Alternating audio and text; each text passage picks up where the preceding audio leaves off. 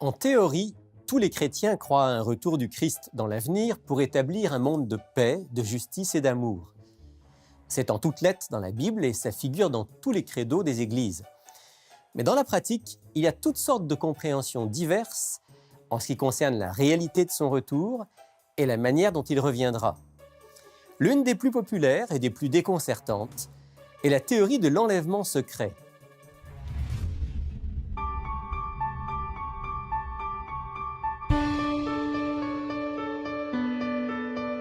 Il est écrit, une émission présentée par Rémi Ballet.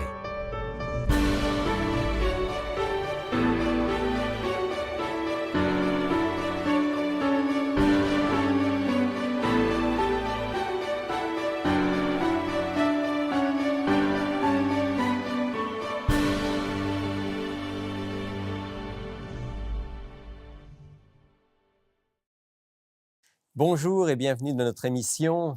Aujourd'hui, j'ai le plaisir de recevoir sur le plateau d'Il est écrit quelqu'un qui n'est pas un inconnu. Si vous êtes des familiers de notre émission, je veux parler du docteur en théologie Luis Vicuña. Bonjour Luis. Bonjour Rémi. Alors aujourd'hui, on parle de quelque chose de très populaire, je le disais dans l'introduction, une théorie très populaire dans les milieux chrétiens qu'on appelle la théorie de l'enlèvement. Certains disent l'enlèvement secret, d'autres disent non, on ne doit pas dire enlèvement secret, c'est la théorie de l'enlèvement. Et c'est quelque chose qui est tellement particulier que ça a fait l'objet de films, de livres, de romans même. Est-ce qu'on peut en quelques mots expliquer ce qu'est cette théorie?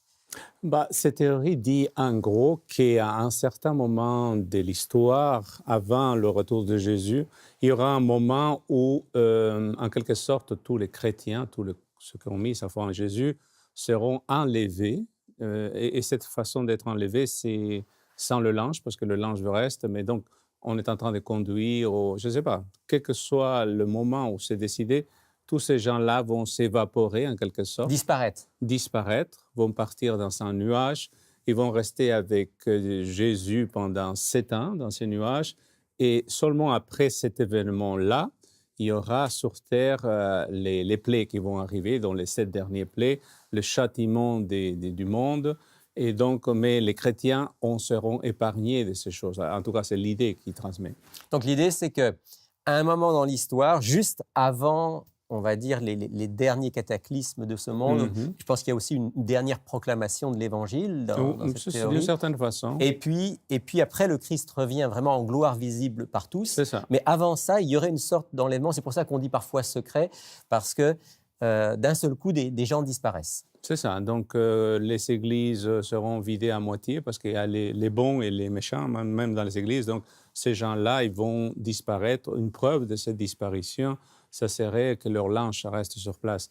Mais je me dis, si c'est le cas, il faudrait interdire à tout ce monde-là d'avoir un permis de conduire, par exemple. Parce que imagine, si l'enlèvement arrive au moment où tu es en train de conduire, tu pars dans le paysage. Hein. Oui, c'est ça. Il y a un film qui a été fait où justement le pilote disparaît d'un seul coup. Et alors, ça serait grave. C'est la panique.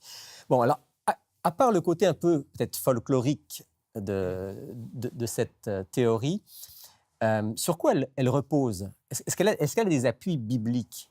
Il y a des appuis dans le sens que le mot enlèvement, par exemple, c'est dans la Bible. Hein? C'est une doctrine biblique qu'à un moment, les justes vont monter au ciel au moment où Jésus va les appeler lorsque Jésus arrivera. C'est écrit en Thessaloniciens chapitre 4, etc. Donc, ça, il n'y a aucun problème. C'est le fait que ce soit invisible ou inaudible qui rend la chose problématique parce qu'il n'y en a aucun verset qui dit ça. Pour ça, il faut faire de la couture. C'est une théorie qui a vu le jour quand? Historiquement, lorsqu'on cherche qui sont à l'origine de ce qu'on appelle le dispensationalisme, c'est une dame du nom de MacDonald, donc une fille en 1930 qui a des visions, et dans ces visions, en tout cas des rêves, qui lui disent qu'à un moment de l'histoire, l'Église serait enlevée au ciel. Donc, ça commence avec ça. Donc, on est 1830, donc c'est quand même... 1830, 1830, 19e siècle. Oui. 19e siècle. Et par la suite, c'est son pasteur qui a pris cela comme de l'argent comptant et qui va Qui a promouvoir... répandu l'idée. Bah, c'est ça. Il y aura par la suite donc des gens comme celui qui va faire la version Darby, qui croit à cette idée, qui va transmettre cette idée. Plus tard, et Scofield aussi va La fameuse adhérer, Bible Scofield qu'on connaît dans les milieux protestants. protestant, qui va adhérer à cette idée et il va organiser même chacune des citations dans cette Bible, dans cette édition, sur la base de cette pensée-là. Oui.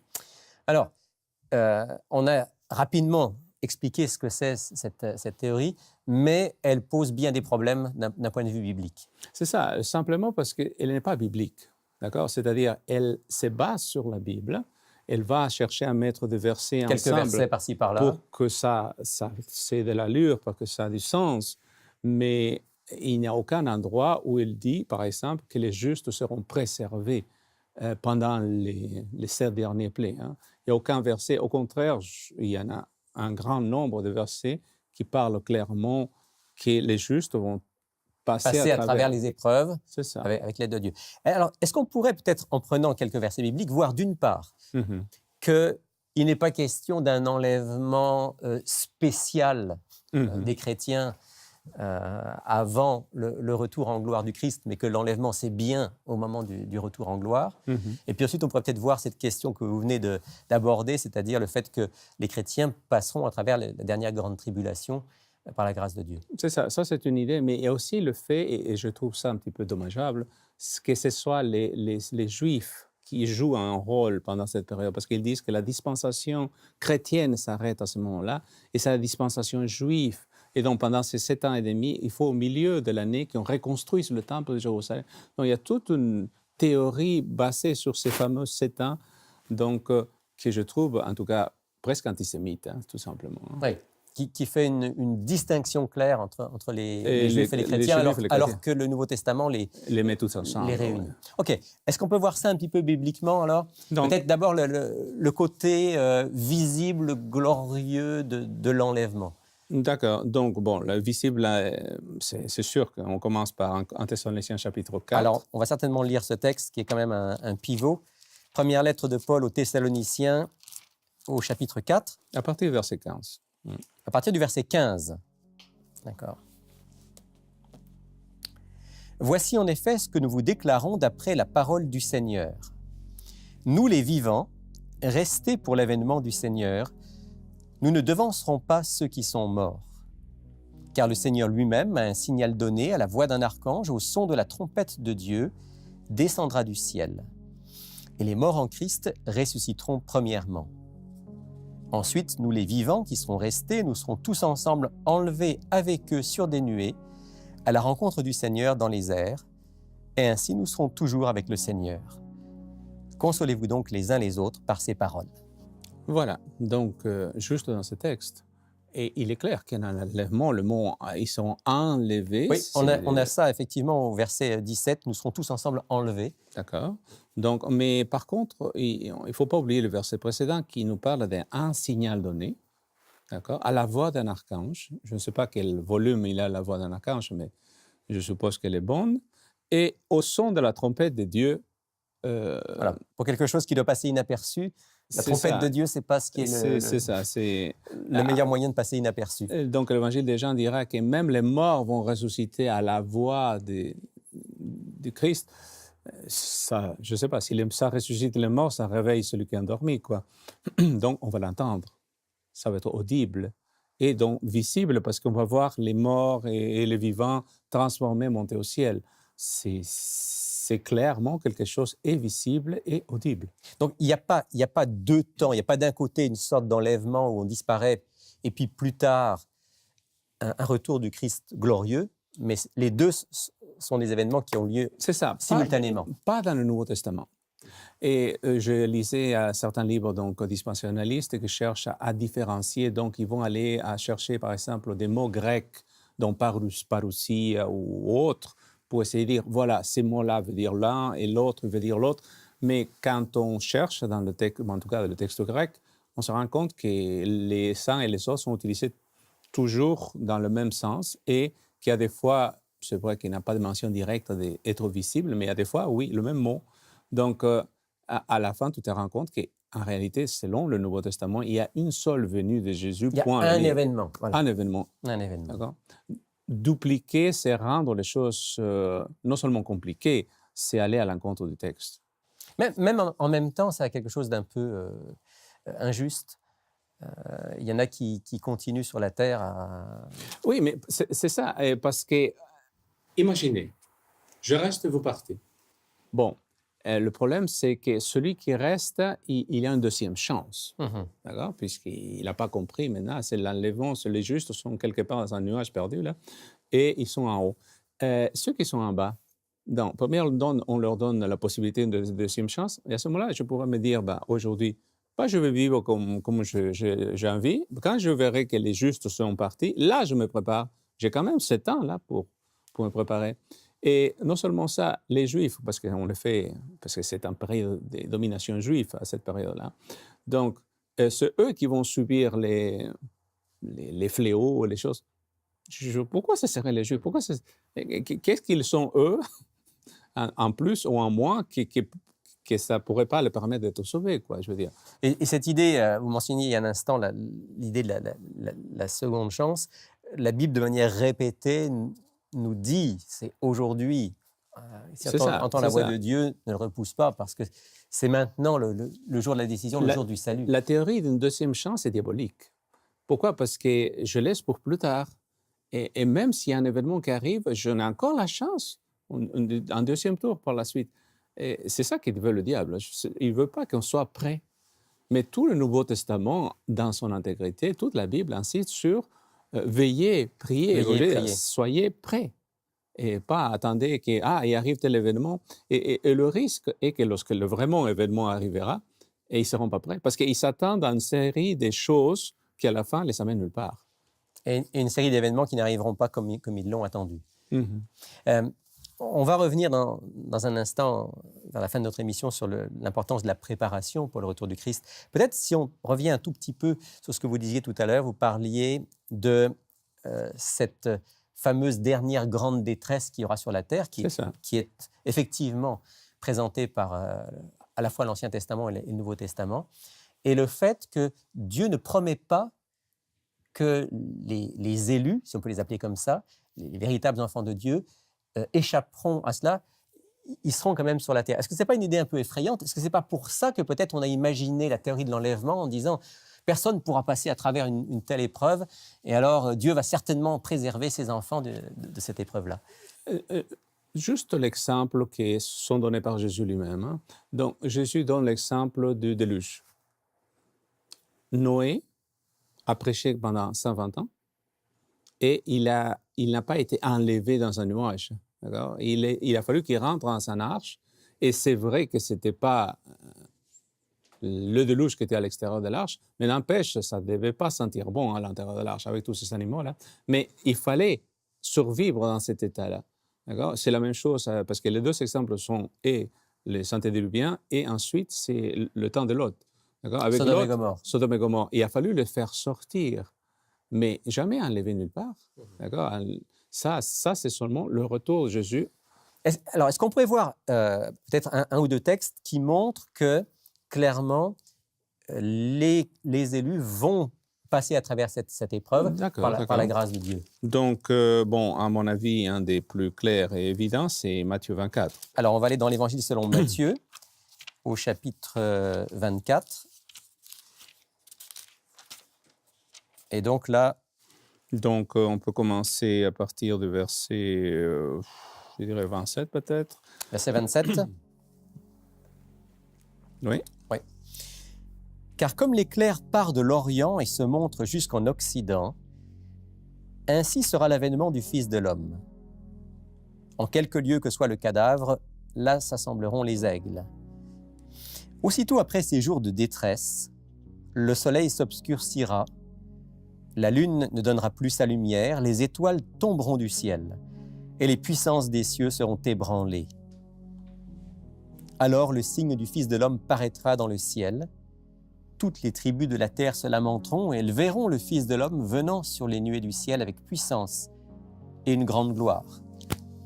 Il enverra ses anges avec la trompette retentissante et ils rassembleront ses élus des 4 vents, depuis une extrémité des cieux jusqu'à l'autre.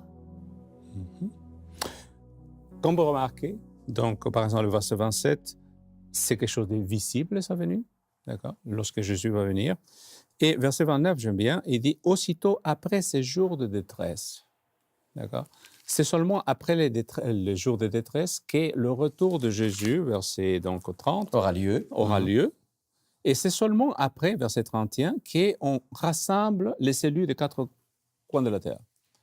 Donc, c'est ça l'ordre, d'après Matthieu en tout cas. Mhm. On ne met pas les choses à l'inverse. Il y a une détresse, et cette détresse, les justes, ils sont. Ils n'ont pas été enlevés quelque part, d'après la Bible. Mais ils reçoivent de Dieu la force pour passer à travers. C'est ça, ils passent à travers, c'est certain. Dieu leur donne la protection nécessaire, mais ils sont là. Ils y participent, bien qu'eux ne subissent. D'ailleurs, hein, le texte des 7 plaies de l'Apocalypse dit que ceux qui ont reçu la marque et le sceau, ce sont ceux qui subissent les châtiments. Ça veut dire qu'il y en a ceux qui ne subissent pas. En d'autres termes, même s'ils doivent passer à travers l'épreuve, Dieu promet que ces élus seront préservés. C'est ça, ils sont protégés. Un peu comme dans le cas des plaies d'Égypte avec le peuple d'Israël. Voilà. Donc, le plaie d'Égypte, ou Daniel dans la fosse au lion, ou je ne sais pas, les amis de Daniel devant les statues. Il y aura une protection spéciale de Dieu pour ces enfants. C'est ça, ils sont protégés de façon miraculeuse. C'est ça la promesse de Dieu, mais ils y sont quand même. Ils sont là, ils vivent l'expérience avec les autres humains qui sont sur cette terre. C'est ça. Donc, on a dit déjà 2 choses. On a dit, premièrement, il n'y a pas 2 retours de Jésus, il n'y a pas 2 enlèvements, il y en a un lorsque le Christ revient en gloire. On dit 2, oui, les élus qui seront vivants à la fin des temps passeront par cette période d'épreuve et de tribulation. Ils auront une force spéciale, une protection particulière. Est-ce qu'on peut revenir un instant sur cette question des 2 peuples? Il y aurait d'un côté les chrétiens, de l'autre côté les juifs et les incroyants. Qu'est-ce qui nous montre bibliquement qu'en fait, le peuple de Dieu, il est un? D'accord. Donc, chercher à faire 2 peuples, il faut déjà avoir l'idée de ce qu'il s'appelle dispensation. C'est-à-dire, il y aurait des périodes dans lesquelles Dieu a sauvé les gens de façon différente. D'accord? Donc, il y aurait une période dans laquelle le peuple d'Israël a été sauvé à travers la loi, en gardant la loi, et il y aurait le temps des chrétiens dans lequel c'est la grâce qui est offerte, par la foi cette fois-ci. Mais le Nouveau Testament dit le contraire. Il dit que c'est seulement par la foi et par la grâce. Paul il dit il y en a qui saluent, et non seulement le père de la foi, c'est Abraham, c'est le père du peuple d'Israël, d'accord? C'est-à-dire qu'Israël même, les Juifs même, selon Paul, n'ont été sauvés que par la foi. D'accord? Ceux qui n'ont pas eu la foi n'ont pas été sauvés, selon Paul. Donc, et non seulement ça, l'Israël de Dieu, c'est les Juifs et les non-Juifs ensemble. C'est ça l'Israël de Dieu, selon le Nouveau Testament. La énorme quantité de versets qui vont laisser comprendre cela, faire du peuple d'Israël, et c'est ça le grand problème aujourd'hui dans certaines églises, dans certains prédicateurs qui cherchent à donner une valeur particulière aux Juifs comme étant le peuple de Dieu d'une certaine façon, mais c'est pas le Nouveau Testament. En réalité, dans le Nouveau Testament, on voit vraiment qu'il y a cette unité du peuple de Dieu. C'est un seul unique peuple. Ouais. Peut-être on peut lire un texte au moins qui nous parle de ça. Je pensais peut-être à un texte, par exemple, dans Galates, qui nous dit qu'il n'y a plus, en Jésus-Christ, il n'y a plus de distinction entre juifs, entre grecs, peut-être on peut lire un de ces textes. Bien sûr, Galates 3, verset 28. Galates 3, verset 28 et 29. 28 et 29. Il n'y a plus ni juif ni grec, il n'y a plus ni esclave ni libre, il n'y a plus ni homme ni femme, car vous êtes tous un en Jésus-Christ. Et si vous êtes au Christ, vous êtes donc la postérité d'Abraham, héritier selon la promesse. C'est ça, le véritable héritier, ceux qui ont la foi, ceux qui croient en Christ. C'est les héritiers d'Abraham.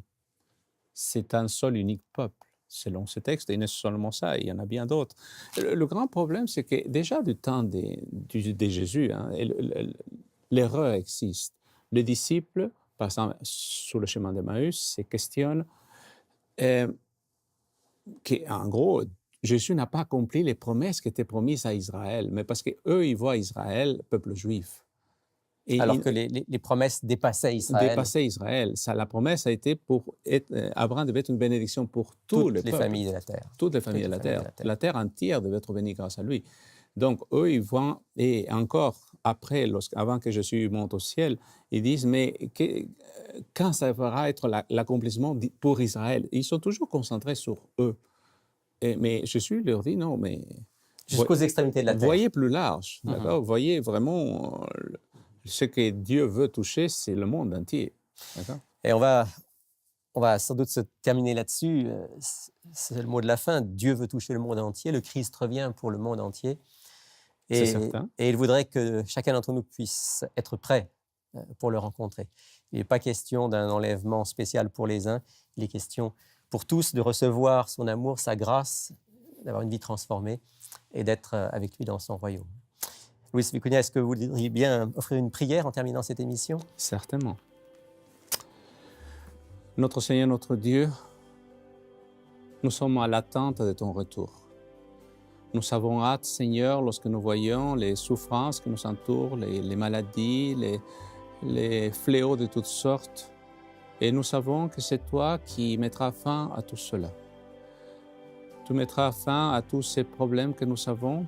Et nous, Seigneur, nous attendons et nous mettons nos yeux sur toi parce que c'est toi la réponse à tous les problèmes de notre monde aujourd'hui. Alors, pour tous ceux qui te cherchent, pour tous ceux qui, Seigneur, sont à l'affût de qu'est-ce qui va arriver dans le futur, la solution, selon ta parole, c'est toi, tu reviendras et tu viendras pour chercher ton peuple. Et alors, nous voulons nous préparer pour être avec toi, pour faire partie de ceux qui seront dans les rues d'or, dans cette grande ville que tu as préparée. Et Seigneur, nous attendons cette bienheureuse espérance dans laquelle il n'y aura plus ni pleurs ni souffrance. Nous te demandons, Seigneur, tout ceci au nom de ton Fils aimé Jésus. Amen. Si vous êtes dans la région de Montréal, ne manquez pas de nous visiter au centre Il est écrit, situé au 4505 boulevard Rosemont. Chaque samedi à 10h30, un message biblique y est présenté et une large place est faite à la musique, la prière en toute simplicité. Pour connaître nos autres lieux de rencontre dans la province du Québec, visitez ilestécrit.tv ou appelez-nous au 1-866-729-3515. Bonjour à tous les deux. Bonjour Rémi. Alors, en même temps. voilà, on se retrouve comme chaque semaine Oui. avec une question que tu vas nous poser dans un instant, question d'auditeur. Oui. Et France, Oui. notre offre de la semaine. C'est une offre gratuite cette semaine. En fait, on est bénis parce que c'est pasteur Luis Vicuña qui a préparé un petit livret. Et ça s'intitule « L'enlèvement, de quoi parle-t-on ». C'est rien d'autre de ce qu'on a bien sûr entendu aujourd'hui, mais c'est le sujet encore plus développé. Et l'avantage, moi, que je pense que les auditeurs ont à se le procurer, c'est qu'ils vont pouvoir s'asseoir, lire le texte, regarder les versets, aller dans la Bible. Et il y a vraiment beaucoup plus d'informations, bien sûr, parce qu'on n'a pas eu le temps de tout dire aujourd'hui. Ce n'est pas un sujet forcément facile, donc Non, ça peut être intéressant, comme tu dis, de s'asseoir, de reprendre les textes, de réfléchir. Donc, c'est un petit livret qui permet d'aller plus loin. D'aller plus loin et de revoir ce qu'on a partagé. Oui, le lire, le relire, l'approfondir. Donc, on le recommande. C'est gratuit. C'est gratuit. On en profiter. Donc, vous devriez en profiter pour vous procurer ce petit livret intitulé « L'enlèvement, de quoi parle-t-on » Voilà, merci France. Bienvenue. Et puis, Sylvain, tu as une question d'un auditeur de l'Église. Oui, exact. Alors, un auditeur, c'est ça. Donc, Emmanuel... Qui nous a écrit. Donc, les gens, bien sûr, ils peuvent nous appeler aussi s'ils ont des questions. La question est la suivante. Qui fera partie de la résurrection des morts? Donc, une question très claire. Qui aussi en lien avec la fin, comme notre émission d'aujourd'hui. Qui fera partie de la résurrection des morts? C'est vrai que la résurrection, c'est l'une des grandes promesses, c'est l'une des grandes révélations de la Bible. Mais alors, il y a beaucoup de gens, même des fois, qui ne savent pas que dans la Bible, on parle de 2 résurrections. Oui, alors, tu as déjà commencé à donner la réponse, Sylvain. Voilà, c'est important de lire la Bible. En parlant de 2 résurrections, c'est effectivement ce que dit la Bible. Peut-être on va commencer par un texte de l'Évangile où Jésus lui-même parle, c'est dans l'Évangile de Jean au chapitre 5. Je lis les versets 28 et 29 où il est dit ceci. « Ne vous étonnez pas de cela, car l'heure vient où tous ceux qui sont dans les sépulcres entendront sa voix et en sortiront. Ceux qui auront fait le bien ressusciteront pour la vie, mais ceux qui auront fait le mal ressusciteront pour le jugement. Donc, tu disais, Sylvain, 2 résurrections, ben, elles sont là. En fait, tous ressuscitent. Ouais, voilà, c'est exactement. Mais c'est la fin qui n'est pas la même. Oui, c'est ça. Par rapport à la question de notre auditoire, Ouais. tous ressuscitent. Oui, Sylvain. Même, je dirais même aussi que certaines ressuscitent pour ne pas participer au jugement, mais tout le monde participe au jugement, mais ils ne sont pas condamnés. Voilà. Alors, quand il est dit, oui, tu as raison. Ouais. Quand il est dit ici que certains vont ressusciter pour la vie, on parle donc de la vie éternelle avec Dieu. Ouais. Quand il est dit que d'autres vont ressusciter pour le jugement, ici, le mot jugement a le sens, effectivement, malheureusement, de jugement négatif. Ouais. Condamnation. Hein, de condamnation. Parce que, bibliquement, et je pense que c'est ce que tu voulais dire, tous les êtres humains vont être jugés. C'est ça. On est tous des pécheurs, donc on doit tous quelque part passer en jugement, sauf que par la bonté de Dieu, la grâce de ce que Christ a accompli, ceux qui auront eu un cœur humble, qui auront reçu le pardon, qui par la foi se seront accrochés à Jésus, ceux-là seront innocentés. Ceux qui auront vécu pour eux-mêmes et sans tenir compte de leur conscience, ceux-là, effectivement, dit la Bible, ce sera la résurrection pour être en face de leur Créateur et savoir quelle est la conséquence des choix qu'ils ont faits. Exactement. Mais il y a bien une résurrection des justes et des injustes. C'est ce que dira l'apôtre Paul dans le livre Mais des Actes. ces gens-là vont voir Dieu quand même. Tous, Et là, ils vont voir ce qu'ils ont manqué. ils vont hein. savoir. Ils vont savoir. Mhm. Chaque être humain est créé responsable. Il doit donc se retrouver un jour ou l'autre devant son Créateur. En gros, c'est ça le Libre message. de nos choix. Exactement. C'est ça le message de la résurrection. Voilà pour notre auditeur, je pense, Emmanuel. Oui, exact. Qui a posé la question. Merci Sylvain. Plaisir. Et France, donc on rappelle juste notre offre de la semaine. Alors, le titre, c'est L'enlèvement, de quoi parle-t-on? Et c'est une offre gratuite. Je pense qu'il faut en profiter. Ben oui. Alors, voilà comment vous pouvez en profiter. Voici nos coordonnées. Pour effectuer votre commande, écrivez-nous à Il est écrit, casier postal 99, succursale Rosemont, Montréal, Québec, H1X3B6. Vous pouvez également passer votre commande sur le web à ilétécrit.tv ou par téléphone au 514-729-3515 dans la région de Montréal et sans frais au 1-866-729-3515 pour l'extérieur de Montréal.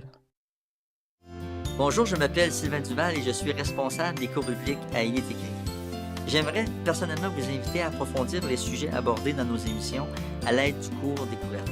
Cette étude explore tous les grands thèmes bibliques en relation avec notre vie quotidienne. Ce cours est entièrement gratuit. Vous pouvez le suivre par correspondance, par Internet et bien sûr en personne avec un instructeur.